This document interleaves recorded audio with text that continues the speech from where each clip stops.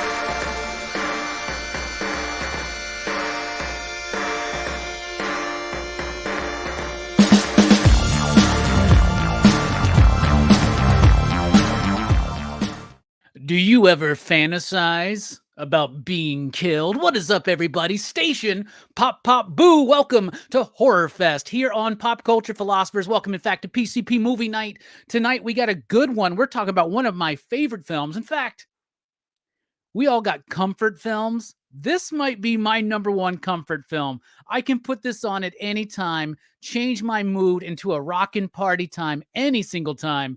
We're talking about The Return of the Living Dead, directed and written by Dan O'Bannon. Very excited to talk about this one because we got a first-timer joining us tonight, first time watching. But as far as the panel goes, we're going core 4 tonight. That's right, this movie's so important. We couldn't have any scrubs join us. We had to have the original core 4 of PCP here, so let's bring them in right now, including Brooks. What's up, my man? First time watch for you. Yep, never seen this one. I have now. We've known each other over 20 years. I cannot believe that I have failed you as a friend so much, man. So much. Yeah, the last horror movies I remember watching with you were like the Universal ones. That was like a while back. That was a while back. Well, we've definitely corrected course over the last few years here at Horrorfest on PCP. Also joining us is my Scarefest bro. That's right. We just got back from Scarefest in Lexington, Kentucky. I will be delivering a full report on that, I believe, Wednesday before the Go Figure stream, but we'll see what happens. It's Hammer Time, Holshoe. How you doing, my man? I'm doing fantastic, man. Thanks for having me. I love this movie, so I'm excited to talk about this movie. It's probably my top 5. This is my top 5 zombie films. This is in there. Oh, for sure. I think it might be top 3. I mean, because top 3 might be Romero films. But it's up there for sure. So Return of the Living Dead. I got this cool Steelbook edition, right? There is a Scream Factory edition that's out, available now on 4K. If you want to pick that up for yourself and support PCP, there is a link in the description below where you can get it for a great price over at Amazon. Speaking of great prices on Amazon, it's Jelani. What is up, my man? Said more cops. Said no one ever. Yeah, man. What a goofy ass movie. Oh, what a great movie, man. I can't wait to dive into this. I'm excited. Dude, happy to see you here. Congratulations. You and Brooks on Go Figure Reviews just hit 500 subscribers, didn't you? Yeah. Super exciting, man. Thanks for that. We worked hard and did stuff, and stuff happened. That's the way it works, right? Yep. That's the way it works. Pretty cool. All right, let's talk about this. 1985. Dan O'Bannon. We all know who he is. He's the guy who co-wrote Dark Star with John Carpenter. He's the writer of Alien, and he's the writer of Total Recall, the movie. But really, like pretty much well-respected writer, filmmaker in this industry, in this sphere. And this movie, holy freaking cow! Return of the Living Dead.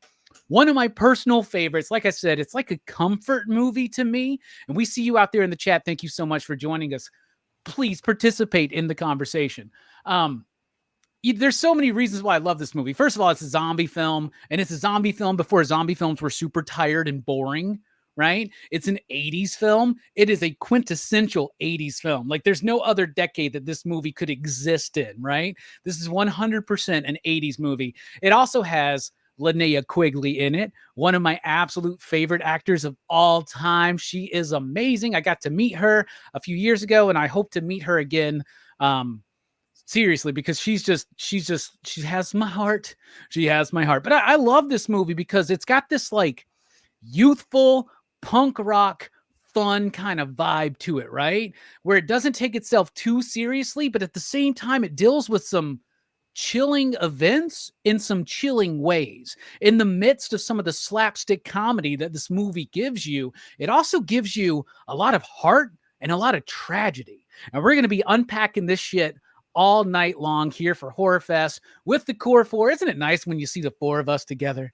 Yeah. Hey, we're the four motherfuckers that started PCP, y'all. This is us. This is us. This is the real deal. So, how does this have anything to do with George A. Romero? Let me just break it down for you very simply, very quickly. There's more videos and more things you can find online that will definitely give you more information about this. But Night of the Living Dead was written by two individuals, George A. Romero and John Russo. George A. Romero and John Russo had two different ideas about what to do if they did another zombie franchise. They kind of butted heads, but not too big. It's kind of amicable, apparently. But they basically came up with a deal where George could do what he wanted to do, but his movies would be of the dead, right? So we eventually did Dawn of the Dead, Day of the Dead, which came out the same year as this. And some people, including Quentin Tarantino, actually have boycotted this movie since its inception, since it was first released, because he thought John Russo was doing it to kind of fuck with Romero's possible momentum for Day of the Dead. But John Russo was able to go about doing sequels and other things involving the Living Dead universe, and he got to call it Of the Living Dead. So he got Living Dead and Romero got Of the Dead. That's why what is Romero's production company was Of the Dead Productions or something like that, right? Yeah, Blank of the Dead, I think it was. Yeah, Blank of the Dead. That's right. So Romero did Dawn of the Dead. That was a huge hit. Zombie movies were then big in Italy because there's the unofficial sequel to Dawn of the Dead that Lucio Fulci did, known as Zombie 2, aka in the States, Zombie. Over in the UK, it was like Zombie Flesh Eaters or something like that, right? But all of that aside, I don't know what the motivation was to get this movie made and ready for 1985. I know that John Russo wrote a novel called Return of the Living Dead, but then Dan O'Bannon, when he came on to direct this film, his request was that I'll do it, but I want to rewrite the movie to move it as far away from what Romero was doing as possible. Figure drawing, I agree with you. Day of the Dead. Day of the Dead's my favorite zombie movie. I love Day of the Dead. But man, do I love Return of the Living Dead as well. It's a whole different thing. Day of the Dead is very bleak, right? And not very much fun. This is a fun movie. And we talk all the time about comedy, especially in horror, and that's a delicate balance to kind of strike. You know what I'm saying? This movie does it, and it excels at it.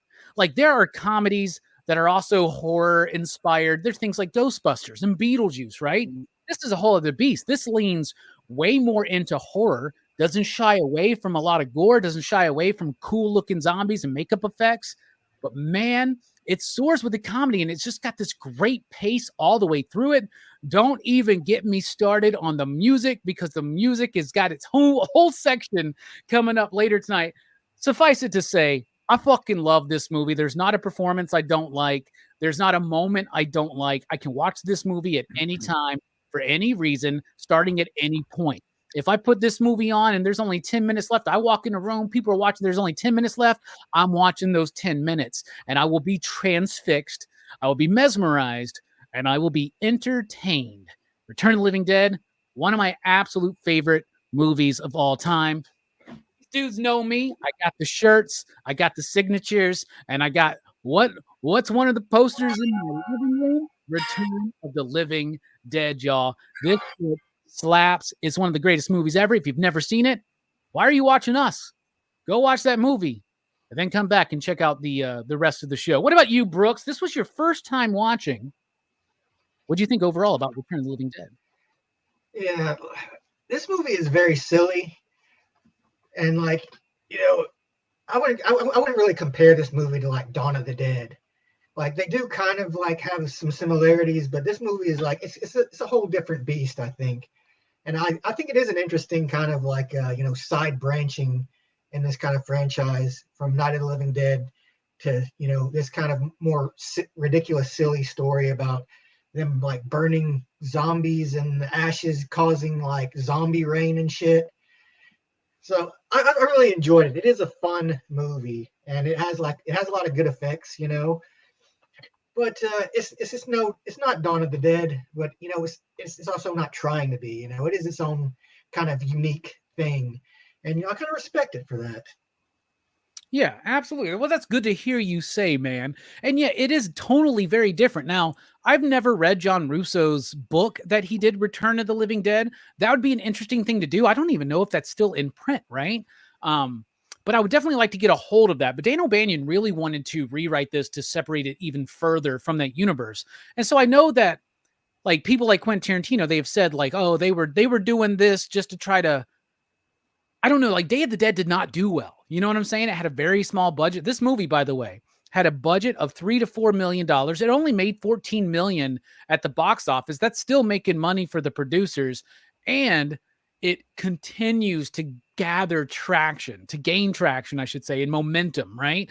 This was a huge video rental. It was definitely a huge seller on DVD and now Blu-rays and 4Ks and all that kind of stuff. Cool steel books with the Tar Man on there. And the Tar Man, one of the greatest designed and greatest performed zombies I've ever seen on screen. Speaking of one of the greatest zombies I've ever seen on screen, Hammer Time Holeshoe's here right now. What do you think about Return of the Living Dead?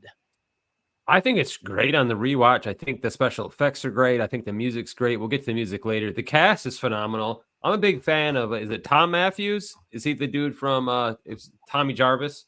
Yeah, and Jason Lives. Yeah, and did Jason you know Lives, and of course, that the guy who plays Suicide is the dude who acts as the fucking dude at the beginning of New Beginning? Oh, really? I didn't even realize that. Yeah. So would you think this is a joke to you? This is a way of life.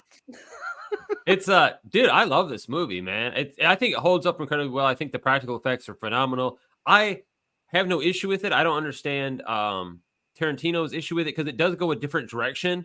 You know what I'm saying? I love the Romero films. I'm not knocking those films. And they're definitely more of a serious, I mean, there's some tongue-in-cheek stuff in the Romero stuff, but it's a different direction. It feels like it's not trying to do that. It's got a different title. They didn't even do Return of the Living Dead and then called it the other one, blah, blah, blah. It was Return of the Living Dead 2, Return of the Living. You know what I'm saying? They kept that. And then you got Day of the Dawn of the Dead. I feel like they both work independently of each other, and they're both their own entity. And they're better for it because we got more zombie stuff that was great, And I love Romero stuff, so I'm not knocking any of his stuff. His stuff is great, so can't sleep on Romero stuff. I'll take Day and Dawn over this. Well, I'll take Day over this movie. I love like Day of the Dead. They're different beasts. It's a different animal, man. I like Day of the Dead. Dawn. If I did my top 5, like I said, there's going to be a couple Romero films in there. This is going to be in there, obviously.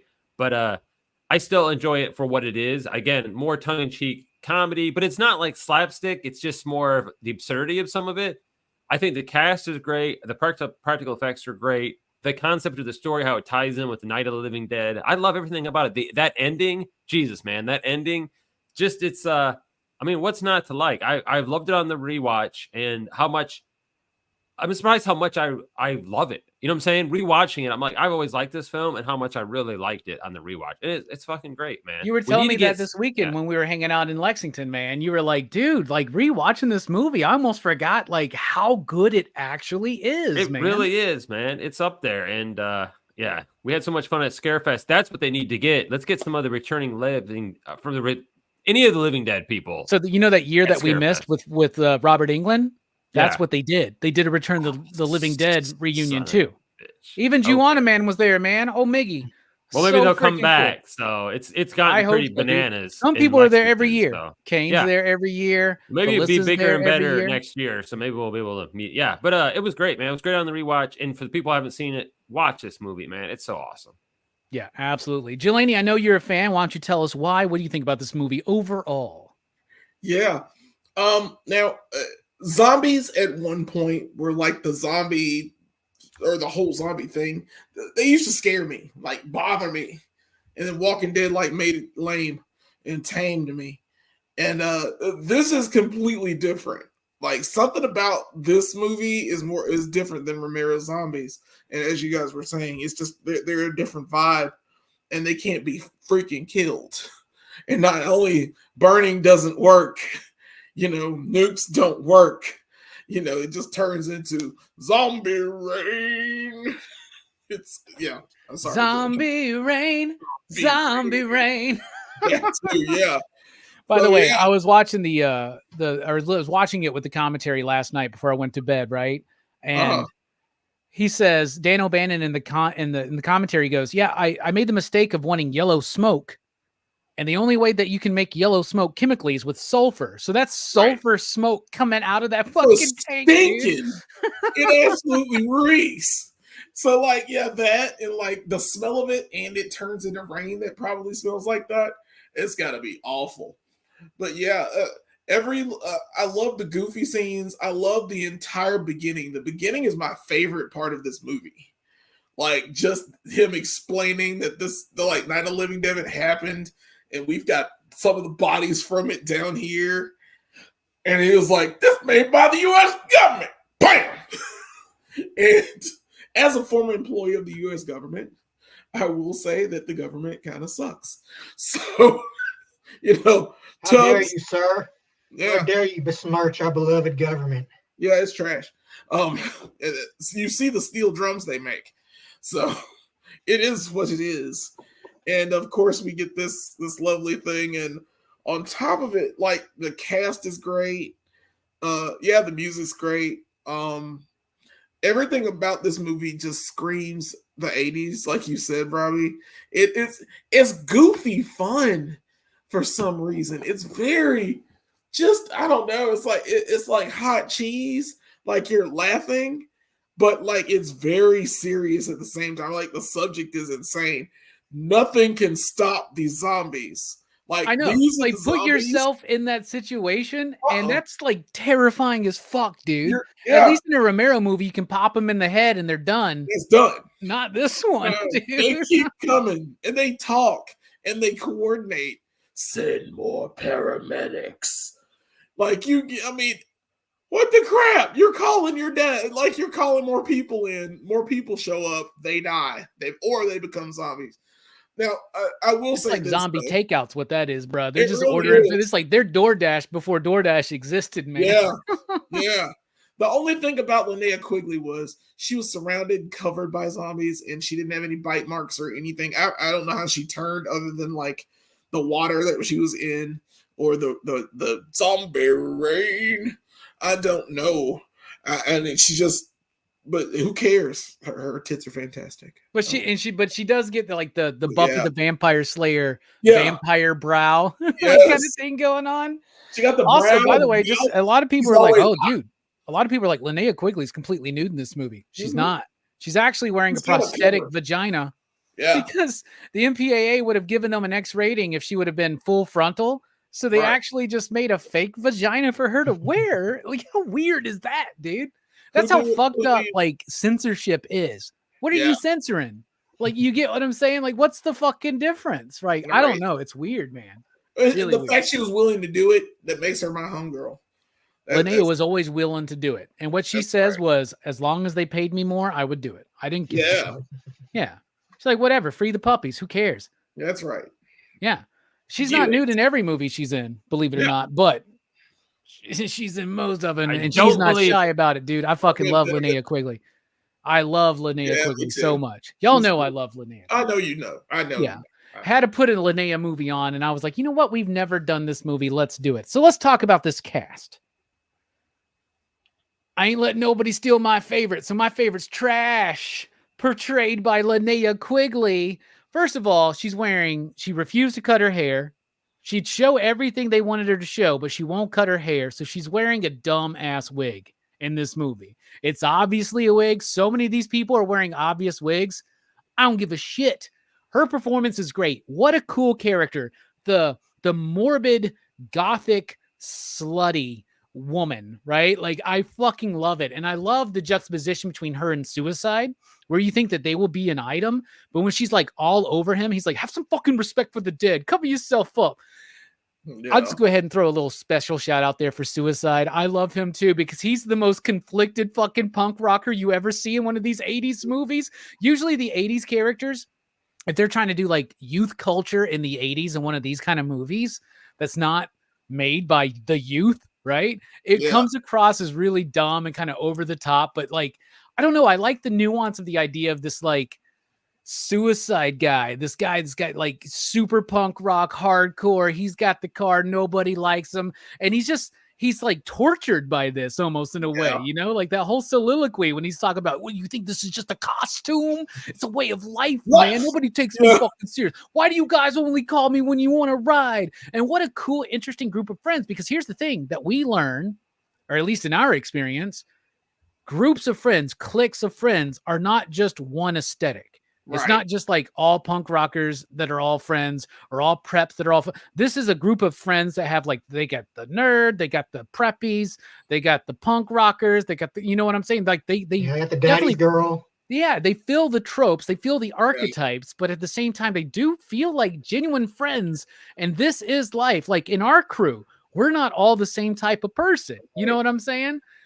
So it's just the way it works. But Linnea Quigley, her performance in this movie is amazing. And I know we could go on and on about her wonderful breasts, her beautiful ass, and all the cool stuff. And we will. We'll say that. That's awesome. But it's also just her character. She performs it so well, so deadpan. And then when she's freaking out, when she finally gets her wish and a bunch of old men are coming there clawing her flesh off of her and shit, she somehow magically resurrects perfectly fine. I think it's because they're like, this woman is so amazing and beautiful. She has to be our zombie queen. So I'll go with trash with a honorable mention to Suicide. What about you, Brooks? Fuck, I've said Suicide too much. We're going to get demonetized. Brooks, what about you? What's a character you want to highlight? Well, like one of the characters was actually the older guy. I can't remember his name, but he's the guy who's working with the kid. One of the guy, the older guy who gets zombified by the gas canister. Karen is Frank. Frank. Yeah. Like from Poltergeist. He's just this regular kind of working class dude, and he's like, I like how he treats the the kid like just like any other employee. They kind of have like this kind of weird rapport between them, and like he's like fucking with him a little bit. I was kind of sad that he got zombified. I was like, man. Out of all of them to get zombified, it had to be that guy. It's his fault, man. Yeah, it's all his fault. It's like, this is designed by the Army Corps of Engineers. Wait, is he the dude from Poltergeist that moves the? Is he the boss guy? Yeah. He's like the dude. Like yeah. So he causes the problem in Poltergeist, and he causes the fucking problem in Return of the Living Dead. This guy's at the fuck up. Yeah. Station Clayton, get well, buddy. Get well, bruh. Go ahead, Brooks. What were you saying? Oh, yeah. Just are you done? That's all you got to say? Damn. He was saying generally, fuck you, Brooks. Frank is awesome, though, man. I agree with Brooks. Frank is fucking awesome. Frank's great because he's like hamming it up, but like that's what I'm talking about. Like, so like that dude, him and Tom Matthews together, they're like they got great chemistry in this, right? Mm-hmm. Like so well that they actually put them in part 2, but they overdid it, right? Because in this one, like it feels more authentic and genuine, but in part 2, they really overdo it and push the silliness and the campiness of it. Are they zombies in the sequel? Campy. What's that?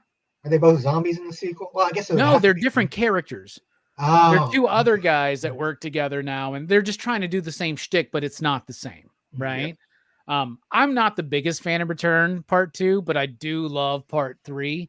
There is a 4 and a 5, and they suck balls. Like nasty, sweaty, gangrene balls is what that is, man. That's gross. Those movies suck. One day we'll do the whole franchise, though. But no, that's a really good one, man. He does a great job. And you're right, Holshoe. He has been the cause of many of these horror movie premises, right? What about you, Holshoe? What's the performance you want to highlight? Thomas Matthews, who plays Tom Matthews, who plays Freddy. The fucked up thing is that's his first day. You know what I'm saying? he just got there. And then Frank's like, oh, I got to show you this. And then it all goes to shit because of that. You know, fuck, they fall asleep and wake up dead. Like, what a fucking fucked up way to go about things. So I feel bad for him, actually. I feel fucking really bad for him. But he's great. I really like him. He's in part 2. He plays a different character. But I really liked him in Jason Lives. I remember my cousin had Jason Lives on VHS, and I borrowed it, and it was the coolest thing. I'm like, what? Jason's He's back. my favorite Tommy Jarvis, man. Dude, I really like him as Tommy Jarvis. I like Tom Matthews, man. I think he does a good job. But the cast overall is really good. And then, you know, I'll give a shout out to whoever plays Tarman, too. Because he's terrifying. And really, there's not a lot of scary bits. Like the whole idea of going out there and them all waiting out there and trying to leave and you're trapped here. That's kind of terrifying. But for the most part, this isn't scary. Like, you know, so there were some movies that fucking traumatized me. Return of the Living Dead wasn't one of those. It's such a tongue in cheek, like fun film. And I mean, it's a legitimate horror, like zombie film, but it also like doesn't take itself too serious. But I mean, I fucking love this movie. But the cast overall, the whole cast is great, man. They just such a good cast. They really are. You know, when they in the commentary they talk about when they cast Tom Matthews. I mean, he's young, right? And they're putting him up there with Gulager, right, who plays Bert, and Don Kalvska, who plays Ernie. By the way, those two dudes, the guy who owns Unita Medical Supply and the guy who owns the mortuary, it's Bert and Ernie. Which is kind I of didn't even put funny. two together, but they're great. They're great so, together. Yeah, and James Cairn. like so these are 3 veteran, seasoned actors, and Tom Matthews outperforms all 3 of them almost in a way, right? Because he handles it so well. Like, part of the fun and part of the humor of him and Frank in this movie, right? Freddie and Frank, is the absurdity of hearing like when the paramedics are taking their vitals and they're like, well, your body temperature is 70 degrees and you have no pulse and you don't have any blood pressure and this and that. What does that mean? Well, technically it means you're dead, but obviously you're not dead. And his response to that is so good. And then when he does turn, he's fucking threatening, dude. And he completely switches it, man. And I love his performance in this movie. He's a really good one to highlight. What about you, Jelani? Who do you want to highlight? My favorite every time I watch this is Ernie. Ernie the Mortician is like one of my favorite characters. I have no clue why. He stands out to me because like he plays it so cool. Like Dan Kalfa's already got that look. He's got the look like he should be a bad guy. But in this one, he's super helpful. He's the friend to the end to Bert. He's like, yeah, I mean, you owe me a big favor. And then when he comes up for the favor, he's just like, you watch your back. You watch your ass out there. And he's just so cool. And he's got his gun. And he's pulling the gun on the inside because he knows like people like suicide might show up. And like, I don't know, playing a cemetery or something, but I like his character. I like how he freaks out over the arm that's on his leg, like the arm that grabs him and rips his outfit. And then like he sits down in the scene and very calmly like cuts off the pieces to his jumpsuit from his leg. And he's like calmly thinking things out. He's always in the room and to me, I think he's the coolest guy in the room. Yeah. To be honest, like he's got that gun. He's got the gun. Yeah, the Luger or whatever that little gun is. He's just I don't know what it is, man. I love his character. I know he's been in other stuff, and he's just always that guy. He's always been that guy. And I remember him first because I saw Weekend at Bernie's first, and he's in that movie too. That's the first time I ever saw him. He's just a strange looking. Why haven't we done Weekend at Bernie's yet? Yeah, that's a double feature right there, man. It really is. Do an actual Weekend at Bernie's or watch the movie? Both. We're just talking about John's corpse. I'm not Bernie, because I'm definitely not Bernie. Yeah, we can make it John. But yeah, that's my favorite character. It's every time I watch it, I don't know what it is about that dude. I'm just like, yeah, dude, that's my dude. He's great, and the chemistry he has with Clue, who plays Bert, right? And that dude is like old school Western actor and all that kind of shit, right? Yeah. And So like they have this great chemistry together, this camaraderie almost. Like how long we known each other, Ernie? 25 years. Yeah. You know? And what's great about these characters, Frank and Freddie, Bert and Ernie, is that they know that they're playing a slight version of slapstick with this. Yeah. But their characters are reacting very authentically to the horrific things that are happening to them. If this shit happened to us, we would be cracking those jokes too. Yeah. You know, like we would be frank. Like if I told you, Delaney, go and fucking are you sure he's dead? Why don't you go over there and check, Robbie? We'll check it. Yeah, you know what I'm saying? Like those are the kind of conversations we would have, and that's what makes it. That's why I don't think it's as good in part 2 is because they're leaning too heavy into it. Here is that perfect balance. And a lot of the reason for that balance is these performers, right? Yeah. So let's also give another special shout out to Miguel Nunez, who plays Spider. Juana, man. Also, them damn enchiladas, dude. He got killed in the outhouse. One of my favorite, that's like probably my number 3 or 4 favorite Friday the 13th kill is him in the fucking outhouse singing to his fucking woman. You're going to get it now, bitch. Like, so fucking stupid. Them damn enchiladas. But I love him. He stands out in this movie. And I think him and Bert have a good chemistry as well. But the cast is great. I forgot something. I do want to do an honorable mention too. Yeah, I want to give a shout out to the major, the general, the guy with the thing with his wife. I don't know why, because they introduce it so early. That he's the one that sends the nukes, and it's just spoilers. He's so like just nonchalant and angry all the time. And she's like, I made your favorite dinner, lamb chops. He's like, I had those for lunch. Had them for lunch. Like, what a dick. You know what I'm saying? Like, there's some issues going on there. Like, what's that story? You know what I'm saying? Like, but at least he gets some closure, because like we barely know this character, but his whole thing is he's in charge of finding those fucking canisters.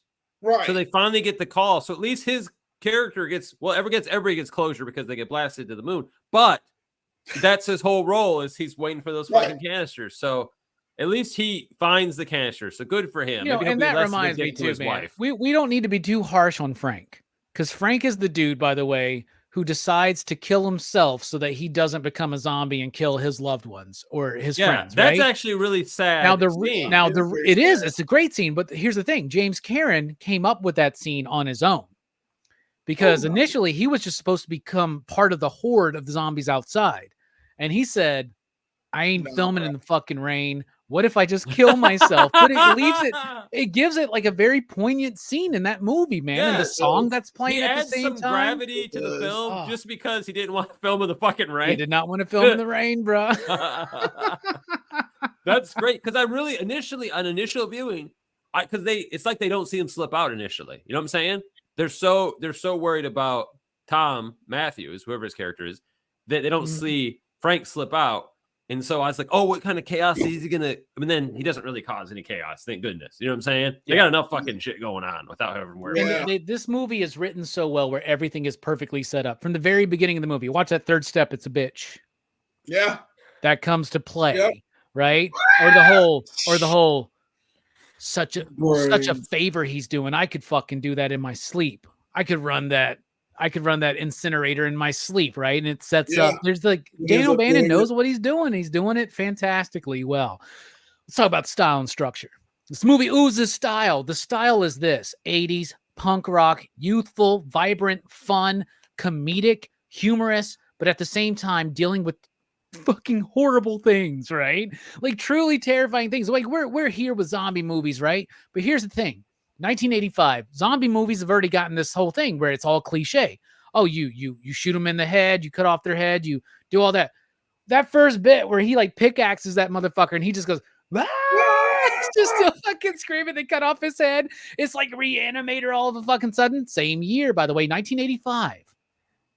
We always talk about 1982 being one of the greatest film years in cinema history. 1985 is one of the best horror years for horror cinema.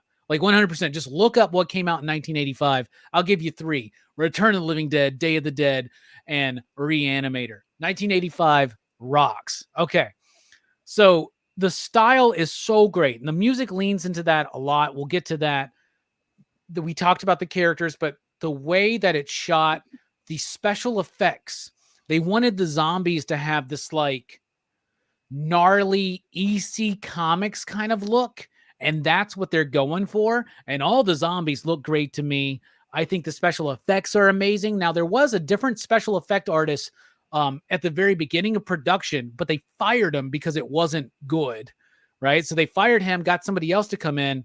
And the special effects are great. I mean, we're not talking Tom Savini on Day of the Dead level, right? That's not what we're talking about. But the special effects, the zombie makeup, it all looks good. It's got a great balance of, like we said, comedy, horror, tragedy, drama. It's all there. It all works. And the structure of this movie, there's not a moment in this movie where it lets up. It just keeps going on. It's one of those things where there's a small situation. They think they got it fixed. Yeah. Nope, they just made it worse. Wait, they think they got it fixed. It just made it worse. And it's just one of these calamity of errors, right? It's just like, it's just this overwhelming avalanche. And that affects the structure of the movie. It's like an hour and a half breezes by. Every time it's over, I'm like, no, I've heard people criticize this movie for having an abrupt ending. I don't think the movie has an abrupt ending. I think it has the ending that is earned from the very beginning. That's why they're setting up the dude and his wife. I had lamb chops for lunch. They're setting up this thing that he hates his life because his whole life is just trying to fucking find these goddamn canisters. By the way, let's not put too much on Frank. Bert's the real reason all this shit happened. Right. He should have called that number the moment those motherfuckers showed up. Oh, we got some fucking crazy ass zombies here. Let's hold on to them for some fucking reason. He probably didn't want the government coming in there because he's probably been doing shady shit already, right? He's like, because he even mentions that I don't want to be fucking investigated and go to jail and shit like that. Now, yeah, I bet there's a lot of backstory here. And as if Joe Corallo was here, he'd probably be like, the script doesn't treat you like an idiot. Yeah. Right? Like we got this backstory. They don't feel the need to really go into it. It's super tight. It goes by very, very quick. It never slows up for me. I think it's 100% perfect on style and structure. What about you, Brooke? Style and structure of Return of the Living Dead.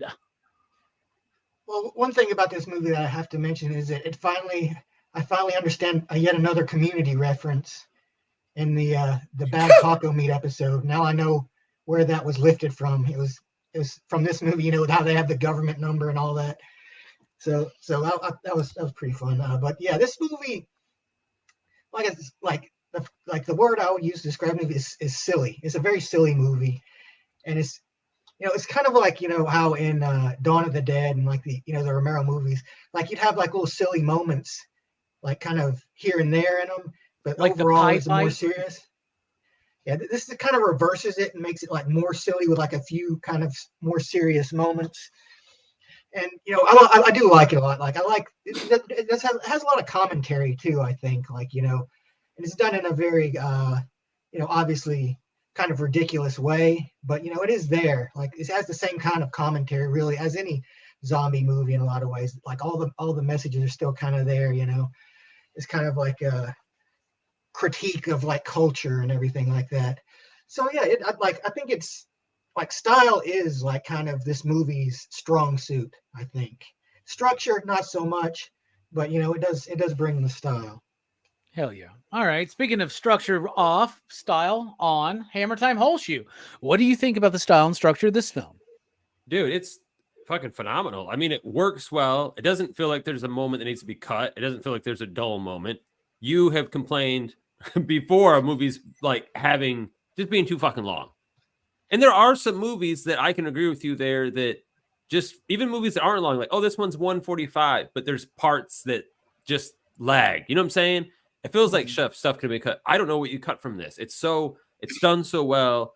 Everything's done intentionally. There's things that come back. You're right about the ending about that dude.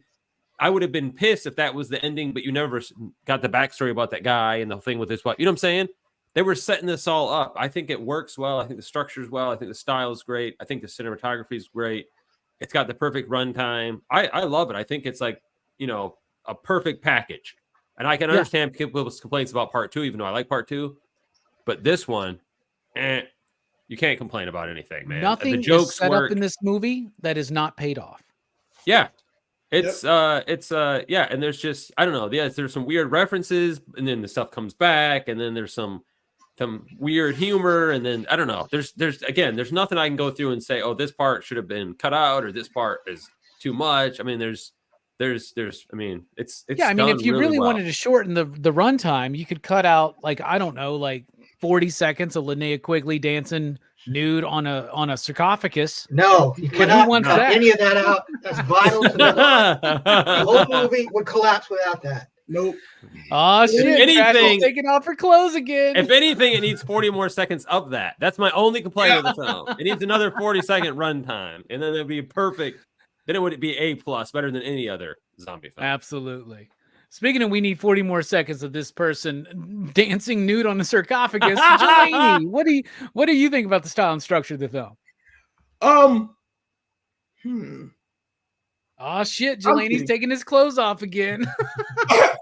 I was like, no, this movie's great, man. It's paced well.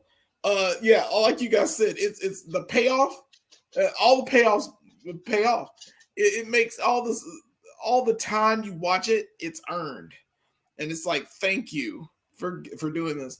The style of it looks great. These zombies are some of the best looking zombies in some parts. Yeah, the I guess the oil slick one is still my favorite. Brains. It looks messed up. It looks like it's not supposed to be there. Like a human skull shouldn't look like that. Yeah, it's this dude is like, by the way, the guy they got to play him, I can't remember his name, but he's like super thin. He's like a Doug Jones type dude. And he had that walk, dude, right? Yeah. Like second only to Flyboy in Dawn of the Dead as far as zombie walks, right? Yeah. He had a good zombie walk.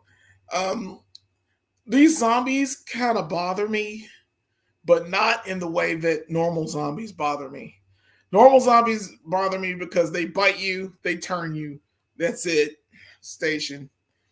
And these zombies are like, I don't know, the zombie rain just does it for them to turn. And the fact that you wake up and the fact that they got the lady and they strapped her down and was like, why are you doing this? It's like, well, why do you need brains? It's like, we need brains because we're constantly in pain. Like, you feel that you're alive. I'm like, that is awful. Like, right? I kind of feel bad for them. I haven't felt bad for a zombie ever. I know, right? And in Search of Darkness, which of course is the 3-volume 16+ hour documentary about the 80s horror, Don Mancini, creator of Child's Play, right? The writer of Child's Play, creator of Chucky. He says, this movie has one of the most chilling thoughts to me. The fact that when we die, we feel our dead. Rotting. We like feel it. Like that's horrifying, dude. It is horrifying. That's really fucking scary. Yeah, it man. is. And it's like, and the only thing that alleviates it is brains. And the fact that they explain it like that, I'm like, okay, I get it. It's a concept I never thought of. Now, there was a Tales from the Crypt that's always scares me. Is that the one where the dude dies, but he's still conscious? Yeah. Yeah. It's that episode. He's watching his fucking wife have sex with the dude that killed him or whatever, right? Right. Yeah. I love that episode. That episode freaks me out because, like, what if that happens? What if that happened and like it's a weird setup? Hey, Jay, what's up? Station. And there's another movie that oh god, I forget. Oh no, it's Torchwood. There was an episode of Torchwood where I forgot the situation, but because I didn't watch that much Torchwood, and it's a Doctor Who spinoff. But in the episode, they were like, we when we die, we need to keep our bodies, because if we keep our bodies, everything's fine. But you can't cremate us. Don't cremate us. Was that Doctor Who? I thought that was Torchwood. Doctor Who. Yeah, it was like the. What was that? It was. I think it was maybe the first Capaldi season. because it was like the master's plan, like because like if he created like a virtual like world afterlife basically. No, not To, that like, trap episode. people's souls It and wasn't shit. that. Yeah, it wasn't that. It was Torchwood. I know it was Torchwood because Torchwood was dark.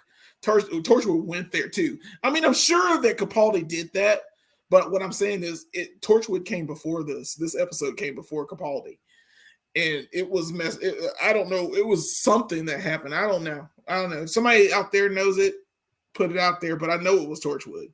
But it was messed up. They were just like, don't cremate Brooks us. is about to rewatch all of Doctor Who and Torchwood just to fucking prove you wrong. You just wait and see. That's fine. That's fine. I just remember Well, sir. I don't know. I'm just saying. But either way, the concept is death, and if you're still conscious after death, and it's something that has always bothered me. What happens when we die? If we die, would we die and still be alive? Would we still be, our souls still be around to see what's happening and feel it? And that's what these zombies are. And it bothers the shit out of me on a lot of different levels because I don't want to turn, and I don't want to be resurrected by some zombie rain and then go around and like be constantly in pain wanting your brain. Like, it's just too much work. I feel like it's too much work. And plus, like, there are tons of them. So they'd all want brains, but there are not enough people for the brains. So you're just, I don't know. You grab it when you get it and deal with it. And they didn't eat Linnea Quigley, thank goodness, because she was, Yeah. See, so this is, by the way, if anybody's confused, this is the movie that establishes the trope that is very common now of zombies wanting brains. Right. This is the first movie to do that. So this is the formulation of that whole thing. All right, let's talk about the music. The score is done by Matt Clifford. Who is Matt Clifford? I have no fucking idea, but I fucking love him because the music in the film is, talking about the score, is very like B-movie 1950s with the theremin sounding. It's very synthy, right? But like the like all that shit is so freaking perfect, man. And the dun da dun da dun da dun dun da dun da dun, it's very driving, and the music is really good as far as the score goes.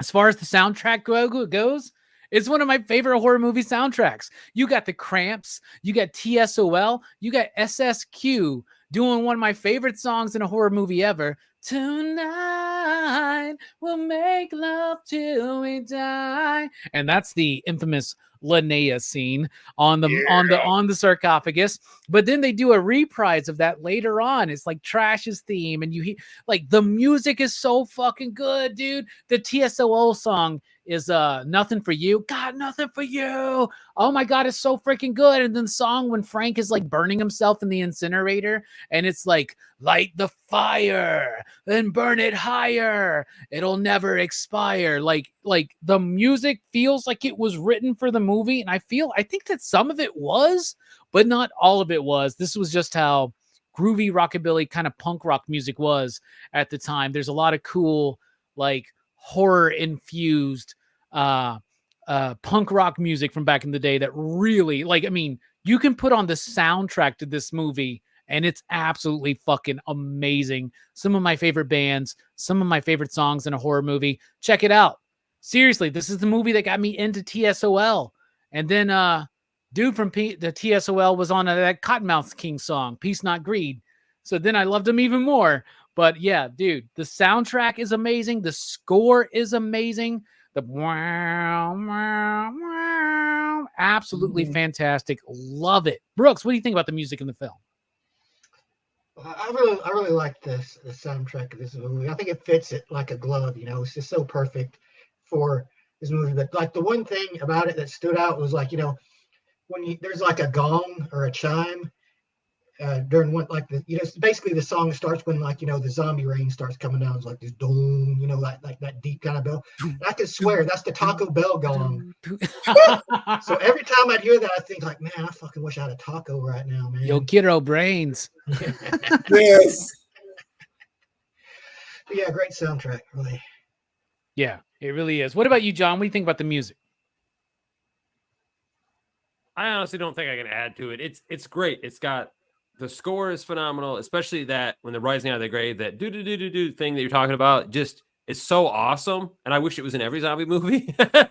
And then the licensed music, the different songs, the party time and surfing dead and all that, dude. It's a great soundtrack. Like it works well, it fits well, and it's just I don't know, man. It's banging. It's one of those soundtracks to be like, oh, I'm gonna buy this soundtrack kind of song. You don't hear that in a lot of movies these days. Well, you do, you know what I'm saying, but not all the time. Yeah, So and I'm sure they've done a lot of yeah. cool vinyl releases of this one too, right? They Oh, got I to. would assume so, but it's no, it's a banging soundtrack, man. It's really great. And we've talked about some movies we've liked that are like, oh, I grew up with this movie or that movie, and some have a good score, but this has a good score and a good, you know what I'm saying, licensed music of some good bands too. So it's a combination of both, and it works really well, man. It's fucking banging soundtrack. Yeah, for real. You also got the damned. The Damned in this one with Deadbeat Dance. That's a great one. The Flesh Eaters, Eyes Without a Face. That's a really fucking good one. TSOL, like I said, Nothing for You. Surfing Dead by the Cramps. Oh, Party Time by 45 Grave. Yeah. It's party time. Are you ready? It's party. And like when the zombie first comes out, the first zombie, you see the skeleton that has eyes and opens up its mouth, right? And then you hear, it's party time. Like, it's so fucking fun. The music adds so much of the energy to this movie. It absolutely rocks. And like I said, the SSQ song. I will point out, and this is kind of unrelated to the soundtrack, because you were talking about that skeleton popping out and what appears to be a grave that's been blocked. Like this cemetery is blocked off, right? Yeah. Right. There's something wrong. They're not taking care of it. It's been blocked off. So that skeleton pops out. I'm like, yeah, that's right. They're all decayed. It's an old cemetery. And then a bunch of corpses come out that are in pretty damn good shape. They're like, how old are these corpses? Right. So yeah. Anyway, sorry. Maybe the Preserved a trioxin. lot Maybe better. the trioxin, which is the chemical, Yeah. right? I don't think they name it in this movie. It's the subsequent movies when they name it, right? But I think the trioxin maybe does have some regenerative qualities to it, and maybe that's what happens to Linnea because she's so infused with that. She got covered, with that chemical. Yeah. Right? Because she was naked, that she got more of the juice on her. Yeah. Yeah, Her dude. teeth- And even her when she's teeth- in the back of the fucking car, her tits Yeah. are just right the fuck out, dude. I fucking love Yeah. this movie. This movie's so great. But it's not just Linnea Quigley's breasts. But that is a big Oh, part that's of what it. you're talking about. Yeah. This is one of the perkiest zombie films I've ever seen. What do you think, Jelani, about the music in the film? I mean, I like it. I mean, I don't know all the names of all the songs, but you know, you guys already said most of them. So I mean, it goes with the aesthetic of the movie. So it's 80s music. It's that punkish, sometimes synthish. It is what it is, and I can't speak more on it because I mean, A, y'all said everything, and plus B, I mean, I paid attention to it, but it's just. All right. What I want you to do is go on YouTube, Spotify, whatever service you like to use, and just listen to the soundtrack, right? You're going to fucking love that music. You're going to love that album, Jelani. I promise you. The SSQ song in particular, Tonight we'll make love till we die. That song is so perfectly written for trash. It's amazing. And It is. SSQ is a synthy punk new wavy band that is fronted by Stacy Q. You know who Stacy Q is? Yeah, I know Stacy Q is. Two of hearts, two hearts that beat. Oh. Holy shit. Yep, that's her. That's her. Yeah. And I love Stacy Q, man. So hell yeah. Yeah. All right. The music's great. The fucking style's great. The structure's great. The performances are great. The movie is great. But is it saying something? We're the pop culture philosophers. We think most movies are saying something, or at least we can pick something from a movie. It's more than just entertainment, right? There's a message. Maybe it's not a ham-fisted message, but maybe there's something that you can glean from this movie. Brooks, what's Return of the Living Dead about to you? Well, I think it kind of like overarching theme of this movie is like this idea of this generational conflict. You know, like the younger kids, like, you know, they're mostly portrayed as like, you know, punks, and, you know, they're not all like that, but, you know, they're all kind of rebellious in their own ways. Like even the kind of more square girlfriend character, she is hanging out with these like guys, and like all of the older characters, like at least the working class ones, aside from like the general and shit, like they kind of have to like put their differences aside and like team up with these kids whom they like normally would probably be like, fucking don't want to have to deal with that. But like, that's why Bert and Spider are so cool together when they have to go out to get the car together and all that shit, right? Yeah, it's like interesting seeing like how they come together and like, when the real threat is going down, how they're willing to like, bond and, listen to each other. It's like this idea that, this no matter how much you like, generations will like snipe at each other and be like, those kids are fucking worthless, and like those old fossils, they suck. Like when it comes down to it, most of us we'll be all in it together, so like, and I think like that's kind of allows bridges to be built where normally like in peacetime it's easy to be like fuck those guys and shit like that, but when it comes to war, like you got to team up with your neighbors, whether you like them or not sometimes, and sometimes you'll find out, the reason you didn't like them was kind of dumb. And, so yeah. Yeah. Yeah. No shit. Shared experience can override a generational gap. And Brooks, I'm right there with you. I think the generational thing is so at play here.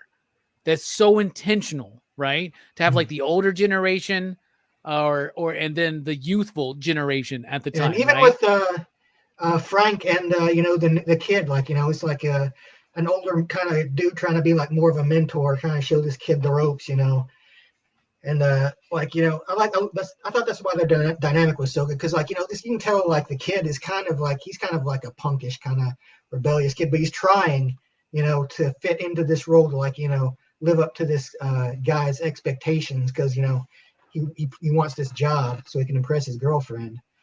Yeah. And as Chill Out Man says, the movie is also about how the punk dress code is not a joke. It's a way of life. It won't make you happy, though. You'll still be sad as fuck. No, it won't. What about you, Holshu? What's this movie speaking to you? I did like, I do agree with that whole, there's definitely the younger and the older, and it's nice to see their common cause and then, work together. But my biggest takeaway from this, and this is going to rub some people the wrong way, because some people are not big fans of big government, or they don't want, they don't like the military. But if canisters of unknown origin show up with the government number on the side, you call that fucking number. This all could have been avoided just to get them out of your fucking hair, right? Yeah. Before like the zombie outbreak, if they would have called that, they would have came and got him. Of course, we wouldn't have had this awesome movie or sequels. But that's what I would do. I would probably call that number and be like, "Look, I don't want these here." You know what I'm saying? That's the one time to trust the government is when you get a fucking when you get bunch of barrels of unknown origin. Yeah, a bunch of fucking barrels of a chemical of unknown origin with bodies in it. I will admit, though, before I call that number, I would have Jelani come check it out. No, thank you. Jelani, you got to come over. Yeah. Come down into the basement. I've got some hot wings on this container I want you to check out. You can have the hot wings. I'll eat the hot wings. I want you to inspect the container. See, you wouldn't even do it, but like, ooh, hot wings. Okay, I want everybody to know that we have all known each other for over 20 years. That was not a racial joke. That was an actual Jelani joke. This motherfucker hid my hot wings that one night. Look, you pissed me off somehow, and I was But drunk. First off, everybody likes fucking hot wings. Everybody likes good hot wings. Come on, man. That's what we do. That's everybody likes. I just wanted to make sure that everybody knew the connotation and the background of that joke. Jelani, speaking of loving hot wings, what do you think about God? I think I love hot wings. God damn it. All right, just move on, Robbie. Jelani, what about you? What's this movie speaking to you, man? Oh, man. I mean, actually, Hammer Time stole it. He's absolutely right. Call the fucking number. If there's a number for a thing, you call the number. And don't bother with calling the police. They're fucking useless. Apparently, you can't burn these bodies. Don't burn bodies. Unless you're not supposed to burn bodies in Night of the Living Dead. or because the fumes anyway could cause it. So it's already back from that. They do say that in Night of the Living Dead, don't Yeah. they? They like Yeah. don't burn the bodies. Don't burn the bodies. Yeah. Yeah, You're right. There's a lot of things that spread. So there are a lot of things in this movie. Like A, don't trust the government. B, don't bust in the cemeteries for any reason. Why the hell would you go to the cemetery? It's not a cool place to hang out, y'all. It's not. It's not. Let's hang out in the cemetery. Like, we want to go to Maple Hill Cemetery. Stand out. Why? What the fuck for? Unless you pay me lots of money, and I'll just sit in one spot and like have like a little campfire. If you're paying me lots of money, I'll think about it. But past that, I'm not going for leisure for any reason. There's no point. The power of cooperation is more so in this movie than it is in Night of the Living Dead. Night of the Living Dead, they refuse to work together. Like they actively find ways. Like one half of the people want to stay upstairs, the other half want to stay downstairs. You know, and they argue and fight. Now they argue over certain stuff, and they feel, you know, and Ernie is there with the girl. And he contemplates like shooting her in the head to stop causing her undue pain and suffering that her boyfriend would cause. So like it's little things like that, but they were still working together. Everybody was still actively trying to find a way to get out of this situation. And it's kind of sad how it turns out, because technically they don't win. And in fact, in the first three movies, I don't think they win. There's no winning. I don't remember two. They don't win in any of them because 4 and 5 suck so bad. Nobody wins in that movie. No one wins. Not even us watching it. No one wins. I never saw them. I don't care. I stopped at 3, and I remember liking 3 because I think 3 was the first one I saw. 3's great, dude. Three is great. It's the one with Melinda Clark. Is that her name? Yeah, dude. Oh, we met her last year, John. You remember that? And I even told her, I was like, you were one of the first times like watching that movie when I was 12 years old, made me like question sexuality and stuff. And she was just like, that's kind of weird. Yeah, I was an awkward standing thing there with the whole and I was like, it was and then of all the pictures to have her sign, remember that picture? Never mind, let's fucking move on. So the picture I got Melinda to sign was her like with tits out with pins all up in her. Y'all have seen it. And John's like, are you gonna hang that up in your house? I'm like, yes. Yeah. She had so many pictures there, like shit from Spawn. She had all these pictures. Now that was the coolest one, I agree, but I would feel weird, but like, here, sign this. I would feel weird. But Robbie's like, fuck it, I'm gonna do it. She put it on her table, whatever, it's man. True. And it was probably her most popular one, to be honest with you. Yeah, you saw the pictures at Caroline Williams' table this year, man. She had to cover shit up. Yeah. Good shit. But that doesn't compare to the doll with the dick, but anyway, let's get going. Yeah, somebody had made her a doll with the dick, like a doll of her, but with the dick. It was so great, dude. And it's just, John's like, is that a dick? And I was like, yeah, dude, you've seen Sleepaway Camp. I was like, she's like, that Lindsay girl's like, that's the box from Target. I'm like, they sell this doll at Target. She's like, they fucking don't sell that doll at Target. Yeah. But for the pre-mod version, yeah. Yeah, it'd be so cool if they sold fucking Sleepaway Camp dolls at Target. I would start shopping at fucking Target, man. Like open fucking containers too, with the dick just fucking hanging out like just that on the shelf. That's a big spoiler for the movie, though. You can't sell the doll without. You'd spoil the movie. You got to cover the package. Exactly. Not because of the dick, because of the spoilers. It would be a spoiler, right? You're not supposed to know that Einhorn is Finkel and Finkel is Einhorn. So right. So y'all are all right. Right? The generational conflict that Brooks was talking about, that's 100%, I think, what it is. Then Hammer Time Holshu talking about the cooperation, Jelani elaborating on that, like 100%. It's about like, it's nice to see a movie like Jelani was saying, where Romero movies, like, let's just look at Night of the Living Dead, right? They all do work together when they need to, but there's some fighting about it. Here, it doesn't matter what your differences are. It doesn't matter what my hair looks like or what outfit I'm wearing. It doesn't matter what age you are. It doesn't matter what I feel about your politics or what you think about this or who you voted for president. When this shit happens, We all are just on the human side. And the only people not on the human side was who in this movie? The government. Damn government. And they even say, by the way, at the end, oh, I think the blast radius was good. I think we were on target. Only like 4,000 casualties. That's good. That's good. Yeah, that's but at the same time, I'd hate to have to be the dude to make these decisions. Right? Yep.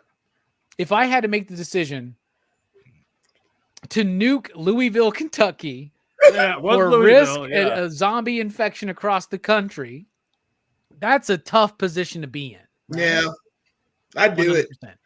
Just it's don't nuke. It's little Kentucky. Yeah, just don't nuke Lexington because that's where Scarefest is at. So what I want to do is I want to lean a little bit heavier into this generational conflict thing. That is 100% there. There's even a moment where Scuzz says, we can't call the cops. You know they'll just kick our ass. Yep. Right? Because it's like they're punks. They're the young kids. Mm-hmm. The cops are just there to cause trouble. They're not here to work with us or help or anything like that. The sad thing is the cops were there to help in this movie, but it's like a comedy of errors, right? It's like just something that happens. So there is, I do love that y'all pointed out that everybody was able to like work together.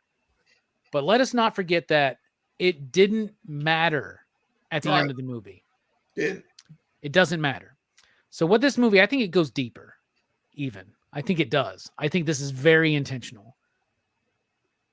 This movie is about what the youth were facing at that time in 1985. We're talking about Cold War still in effect. Threat of nuclear war. Now, we were all very young in 1985, right? We're all very young. So we're not super connected to that, but we also are connected to it a little bit because we heard all these stories because they didn't update our textbooks for like 15, 20 years. You know what I'm saying? It wasn't until, if you went by our textbooks, it wasn't until we were in high school we figured out the Cold War was done.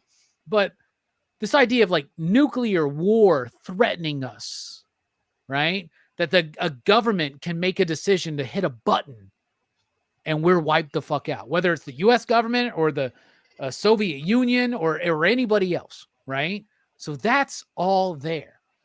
But what I love and I think is so profound about the meaning behind this movie is that, yeah, you get this from the youth. We can't call the cops. They'll just kick our ass. But then you got the more seasoned adults, the adults in this movie, right? Who they have their own ideas. Remember when Ernie first sees the kids, what does he say? Are y'all crazy? Are y'all on PCP? Right. Right. And that's a thing I really like to always, in the early days, I used to like share that meme all the time because he's like, are you on PCP? And like, yeah, that's who I want my audience to be here at Pop Culture Philosophers, is the cast of Return of the Living Dead. But like, they do work with them. And even Ernie, when he's thinking about killing that chick at the end, that's like a mercy killing because he knows what's coming. And it's in this moment that I think we find the true meaning behind this film. Yes, it's about generational conflict. It's about differences. It's about working together. But it's also about this. What happens when the older generation realizes I should have been as suspicious of the government as I was when I was young? Mm-hmm. That's what this movie's about. Doesn't matter how cool, calm, and collected you can act. Doesn't matter the plan that you come up with, Bert. It doesn't matter any of this because you didn't call that number. But why didn't he call the number? Because maybe when he was younger, he didn't trust the government. And maybe there's a reason not to. Because let me tell you something. Michael Jackson, you're right. There's a Michael Jackson. I don't think the Michael Jackson zombie's in this movie. I think he's in part 2. I think the Michael Jackson zombie's in part 2. I could be wrong, but there is a Michael Jackson zombie in part 2. I don't think it's... Yeah, I don't think it's in the first one. Yeah. But Michael Jackson said this. All I got to say is that they don't really care about us. It doesn't matter if you're a young kid punk rocker in 1985, a young kid preppy in 1985. Doesn't matter if you're a successful businessman of age in 1985. Doesn't matter if you're a blue collar fucking worker, young or old in 1985. the government's going to fucking make a decision that they don't give a shit about you. And that's the thing. They don't care about us. So it's up to us to care about each other. And that's what this movie means to me. They don't care about us. So it's up to us to care about each other. All right. Time to rate the film. Return of the Living Dead. Out of 5 possible, you digs. You out there in the chat, what do you rate Return of the Living Dead? Brooks, why don't you kick us off here on the panel?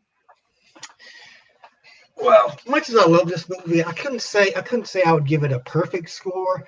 I think I'd give this one 4.5. It's very good, but it's not like, Dawn of the Dead good, So it is a very fun and interesting zombie movie, but I think it's not quite a perfect zombie movie, I think. All right, I'm going to try not to be pissed off by that because I think that's really good, especially for your first watch. Yeah, it's like I am bothered by that for some reason. I'm like, why'd you not give this a 5? I know that it's not this movie right here. I know it's not this movie, but come on. Anyway, a 4.5. Yeah, I think that's Can I fair. convince you to bump that up to a 4.69 at least, just for Linnea? Come on, bro. Fine, fair enough.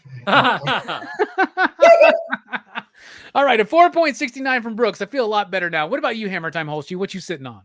I'm gonna rate it a fuck you, Brooks. It's a perfect 5. It's a perfect fucking 5. Now, Dawn of the Dead is definitely, I think, scarier, and there's certain parts that work. I can't go into it. They're both perfect films, but they're perfect in different ways. It's a 5, man. It's one of the best zombie films. It's fun. It has a great cast. I love it, man. I love it. It's a perfect 5. And you can put it on bootlicking swine. How dare you? I give it a 5.69. You can put it on any time. The only time when it's not appropriate to put this movie on is when you're on heavy psychedelics and you're not in a good mental space. It's a great movie. There are like children in the room. Yeah. No, it's a great movie for a bar mitzvah. No, here's what's crazy. You take out the Linnea scene. This is how you become a man. It's perfect for kids because it's scary, but not too scary. It right? could be PG-13 if it probably was not for nudity. It really could. It's not and that. There's not many brains. There are not many brains being eaten. Yeah, and it's not like super gnarly. You know what I'm saying? It's like it's the not special bloody effects. or The special effects are good, but they're not as like pushing the envelope as The Prowler, right? Which we talked about last week. Which had a weaker story, weaker performances, but had really great special effects. I think more zombie films, in retrospect, need half dogs. The split dogs, those are so fucking great. There's so many of those missing from the modern zombie film. That's my only ding for Day of the Dead. No half live dogs barking. It's so fucking weird in retrospect. But I love it. I say it's a 5, and anybody that doesn't say a 5 can eat a bag of dicks. All right, one more thing. Entire bag or one by one? Eat it. Well, you got to eat the whole bag at once. You got to eat it, but you can cook it, like mash them up, make like. I just want everybody to know that when John says eat a dick, he doesn't mean suck a dick because there's nothing wrong with sucking dick. But he's saying like your bag of severed dicks gets brought to you. Yeah, they're zombie dicks. They came out. They were separated. They came alive with that rain. They're still moving. They're slapping you get a bunch of zombie dicks in the fucking bags. Moving like weasels. They're weasels. They're weasels. Yes.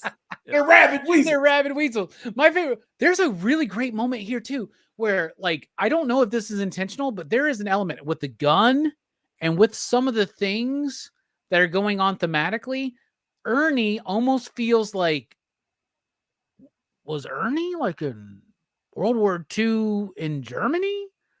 Like there's an element there that's touching that, but then he's the first dude. He goes, we can't burn him alive. That seems a bit fucking much. Go shoot him in the fucking head first, right? Like it just, there's an interesting, because like I'm not a gun expert, but Hammer Time, that's like a German gun that he's using, right? Yeah, I think it is a Luger. Jelani touched on that. He might have been in Vietnam though, given his and he's age got in the incinerator. But I think there's an element. No, in 1985, he's too old at that point to be in Vietnam. Well, I don't know what year it takes place because they say the thing was. It takes place in 85. Oh, it does take. I mean, I know it came out in 85. I didn't know if it took place in 85. Maybe it takes place in 80-4, but it's like it's that like I don't know. There is an element there where it seems like he could be a former World War II German soldier, right? Wait, there is an element there. He's too young to be in Vietnam, but he was in Germany. What? Doesn't make any fucking sense. I said he's too old to be in Vietnam, asshole. Like, pay attention. I don't think he was too old. Maybe he was. Maybe he was in the military before. It doesn't fucking matter. It doesn't matter. I'm just saying. I think there's an element there. Yeah, where there might be something there with the pistol, and I think so. And that's in my head for a reason. I don't know if it's from like a previous special feature I've seen or a commentary that because I only got to watch like 20 minutes of the commentary last night. Don Caffel was he was born in 39, so not World War II. Yeah, but even born in 39. Okay, but you get what I'm anyway. All right, yeah, okay. I'm probably bridge or Korea. But anyway, he I forgot what's going on. It's a 5. It's a 5. He's definitely somebody who's seen some shit. Yeah. And if you don't agree that it's a 5, some zombie dicks are going to show up and attack you at night. We're talking They're all about going to be decrepit. We were talking about everything that's set up is paid off. That's another bit. When he first shows up there, he's like, "Oh, let me tell you about rigor mortis." Just so that when that moment happens, when he turns Tom Matthews over, we're all like, "Oh no, he's dead as a motherfucker, dude. His blood is pooling and shit." They died as soon as that trioxin hit him. When they passed out, they died. Yeah, they woke up That was dead. the bit. It just took him a little bit longer to wait, to like fully go zombie, man. Zombie. God damn. Yeah. Jelani. Yeah. Out of 5, you digs, what do you give Return of the Living Dead? Dude, bruh. I don't want to eat a bag of dicks. I was gonna rate it. I was gonna rate it 5, but it's not a 5. It's not, because for a number of reasons. One, it's damn near perfect as far as zombie movies go. It's not even damn near perfect. It's perfect because of Linnea Quigley's tits. It is a perfect score, so I have to exceed and do a 5.69. It tells a story about the government fucking up. It's got a funny opening scene. Linnea Quigley's tits.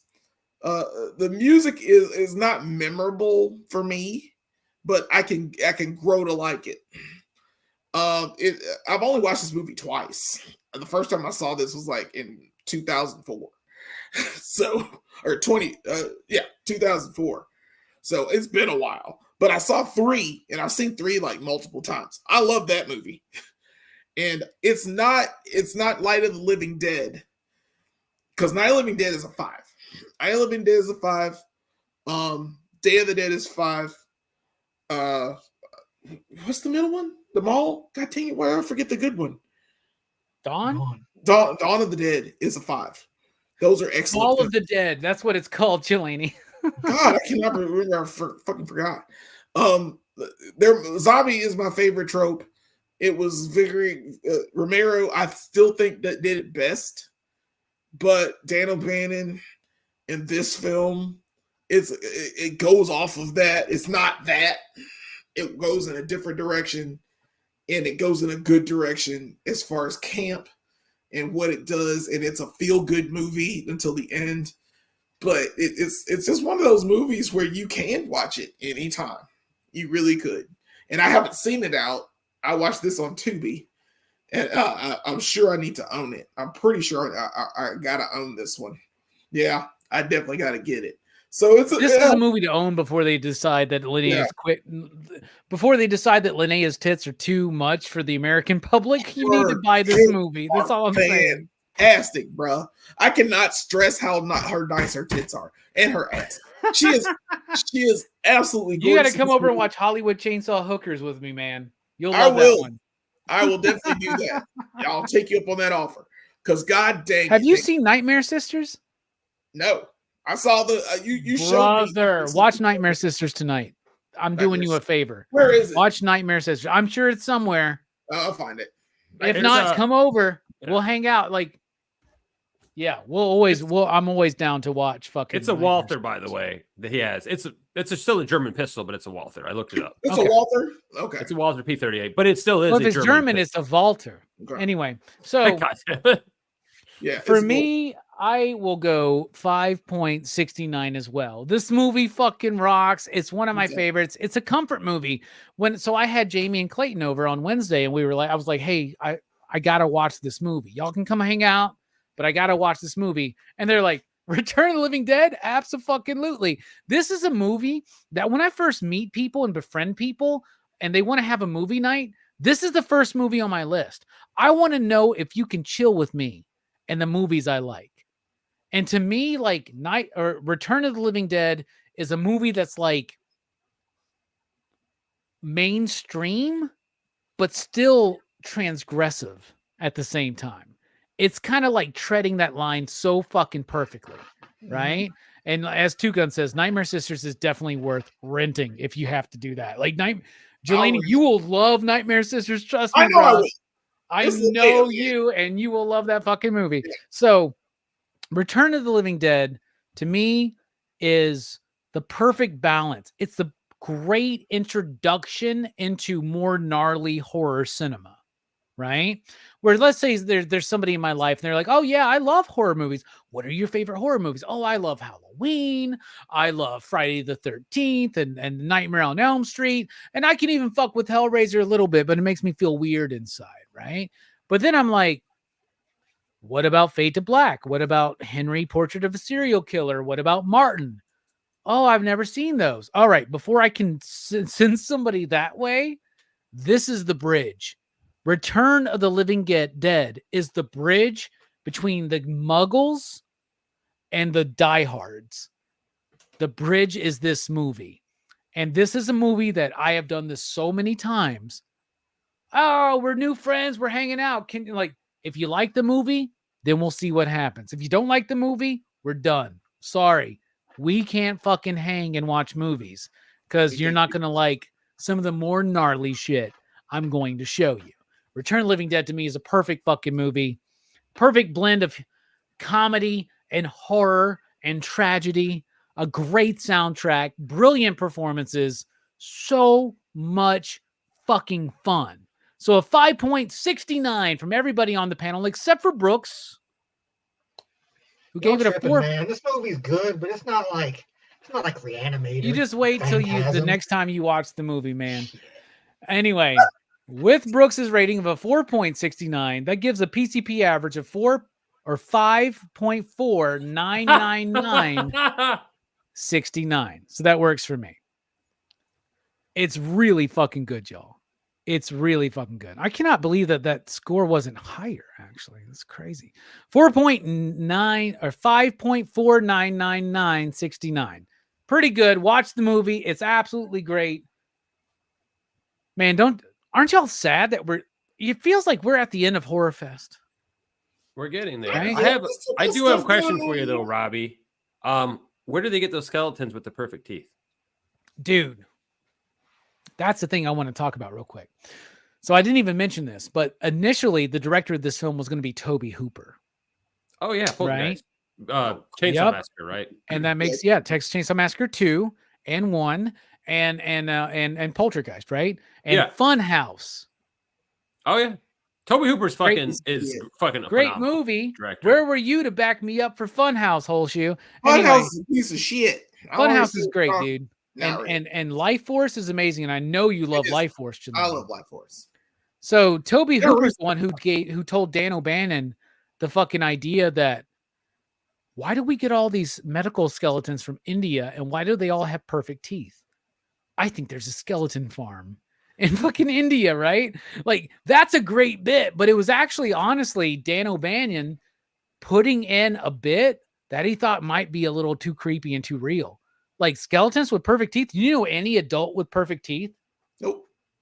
I don't have wisdom teeth. So if there are a bunch of skeletons being sent out from India with all perfect teeth because of an international treaty, what does that fucking mean to you? I don't know. I don't know. It's a nice bit in the movie, though, man. It is. I mean, it's funny because it's something that you like think about, you laugh, but if you really think about it, you're like, whoa, what the fuck is up with that? I don't think it needed a crate that big or that many styrofoam peanuts, but whatever. Wrap that shit up, put some styrofoam in there. We're all good. All right. Horrorfest is not over. Even though there's only another week and a half of Horrorfest, there's still a lot of content to come. We've had a wild road, a bloody road. Some would say a transgressive road. Some would say the most transgressive road we've had in Horrorfest yet. Well, where are we going? Friday night, check out Blood Splatter Chatter. They're going to be talking about The Others. That's going to be cool. And then you ready for the big finale? The last week of Horrorfest starts Sunday night on Dylan's Horror Show with Dead Alive. I will be there for that show. Very excited to talk about this Peter Jackson movie. That's right. The guy who did the Lord of the Rings movies did one of the bloodiest movies we've ever seen. But before that, on Sunday at a special time, 7 p.m. Central Time, here on PCP, we're going to be talking about the Boris Karloff Mummy, directed by Karl Freund, Universal Monsters classic. So Mummy, and then right after that, Dead Alive. And then Monday night, next week, PCP Movie Night, The Exorcist franchise. All 6 Exorcist films reviewed. The Exorcist 2, The Heretic, Exorcist 3, Exorcist The Beginning, Dominion, the prequel to The Exorcist, and then Exorcist Believer. All of that next week. And then Wednesday night, over at Blood Splatter Chatter, his finale is the Ty West X trilogy. We're going to be talking about X, Pearl, and Maxine. But it all ends on Halloween night. October 31st, Thursday night, here on PCP, the grand finale of Horrorfest 2024 with one of my favorite Halloween sequels, Halloween 4, The Return of Michael Myers. So check out Blood Splatter Chatter on Friday for The Others. Sunday night, The Mummy here on PCP, followed by Dead Alive over at Dylan's Horror Show. Monday night, The Exorcist. Wednesday night, Blood Splatter Chatter, X, Pearl, and Maxine. And then Halloween 4, The Return of Michael Myers here on Halloween night. The bloodiest, most transgressive horror fest of all time is about to end, but we still got a lot to go. Brooks, thank you so much for being here. Final thoughts? Just that I do this Go Figure Reviews thing. You might have heard of it. It's real. I didn't make it up. It is totally true. And I do it, and so does this other guy. He's here as well. And recently we did. It was the house tour, man. We did Jack Spade's house. Oh yeah. We did a 2-part of Jack Spade's house. We went into an entire house and saw a ton of Transformers. A lot of Transformers. It was so freaking clean. And he also has the Robson auto transforming Megatron. So yeah, that's the crown jewel. Like, he has an awesome collection with that Megatron, and like, it's freaking fire. Streets ahead, bro. Yeah, dude. Anything that transforms and comes at me wanting to take over the world, I'm about that life. Check out both of our videos for that. It's so clean. It's so clean. Brooks, I'm taking over because basically we have a Halloween special coming up. The Halloween special will be this Wednesday. We are talking to a ton of people, including our very special guest and our friend, Mark Spears. Mark Spears is part of the Mark Spears Monsters comic book. He did this art. We are super excited for this. We're going to have our friend Jordan Condry here. And, of course, the other guy that's in this chat, Mr. John Hammertime Holshoe. So, that guy? Yeah, that guy. He's going to be pretty. Yeah, I just want to say something, man. I wasn't invited on this stream, just so you know. Well, you were all like, I'm better than you guys. I have pop culture philosophers, and we are pop culture philosophers. We're the core 4, motherfucker. We are PCP. Do you want to be on it? I don't know. I got to see what's going on. I'm kind of busy. It's like you're asking me big time, and then you act all hurt. Every time. It's a Wednesday. I didn't know you were actually going to have superstars on there like Hammer Time Holshoe and Mark Spears and Jordan Condry. Fuck, dude. Yeah. I thought you were just going to have a bunch of scrubs on like you usually do. Wow. Yeah. But yeah, I'm just joking, man. It's all good. I'm making a brief appearance if that's cool with you guys. I don't want to like crash your stream or nothing. No, man. Absolutely show up to our Halloween special, dude. I'm going to. Mark hasn't even been on PCP yet. Think about that, man. I know. Hasn't even been on PCP. I'm so excited. Fuck that guy, man. Actually, I hate Mark Spears now. Oh man, you want Mark Spears to do this? You had him right there with you, like You know I love Mark Spears, man. And you never asked him once. Hey, the feud starts here. No, we talk about it all the time. We got a lot of stuff in the works, man. So don't worry about it. Yeah. So we are also. I'm gonna throw one more thing out there. We are 500 subscribers. So thank everybody for 500 subscribers. This place is awesome. I love YouTube. Vote first for the CBC Awards. I know that's still a thing. Too late. Voting ended on Saturday. Boo!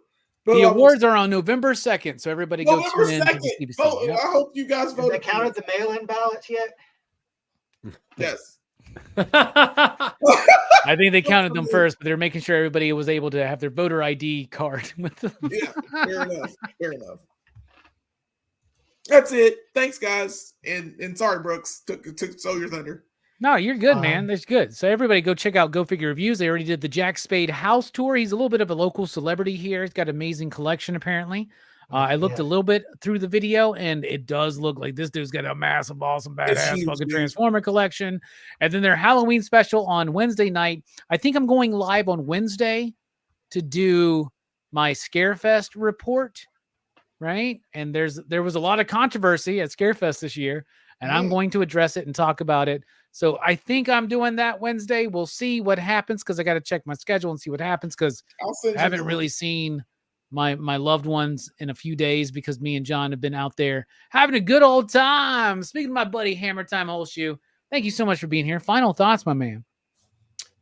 I got nothing, man. Go check out Go Figure Reviews. And dude, Scarefest was so much fun, man. Thanks for going out with me. We had a good time, man. Had a good fucking time. Hell yeah, we did, man. I'm excited for next year. Ever. I would say you should join me for the live report, but you'll probably still be sleeping at 5 or 6 p.m. Central Time. This dude sleeps like a motherfucker. I'm trying to be quiet in the hotel room for 3 fucking hours, man. What the fuck, dude? If I got up a little earlier, maybe I would have met Matthew Lillard. I probably you would have actually. I don't know if I would have, man. But anyway, I still had a good time. I still had a good fucking time. All right, y'all. Thank you for joining us. Do check out Go Figure Reviews. Halloween special on Wednesday night, right? Yes. Wednesday night, 8 Central. 8 Central. 8 Central. Check us out. Yeah, Mark Spears will be there. Jordan Condry from Replay Toys will be there. And a Hammer Time Holshoe will be there. And maybe an appearance from Rockin' Robbie, even though he wasn't invited, but it's fine. You want to come? You're invited down. I always want to come, but I don't know if I'll be able to be there. Anyway. Do not come. We're at the end of Horrorfest, but do not distraught yourself. Horrorfest never ends on Dylan's Horror Show and Blood Splatter Chatter. And March Madness is right around the corner. But Friday night, Blood Splatter Chatter. The Others. Sunday night, PCP Movie Night. The Mummy. Sunday night after, Dead Alive on Dylan's Horror Show. Monday night, The Exorcist franchise on PCP. Wednesday night, the Ty West X Trilogy X, Pearl and Maxine. And then Thursday night on Halloween night, we end it with Halloween 4, the return of Michael Myers. And for my final thoughts, I'm just going to say, just a bunch of rabid weasels, man.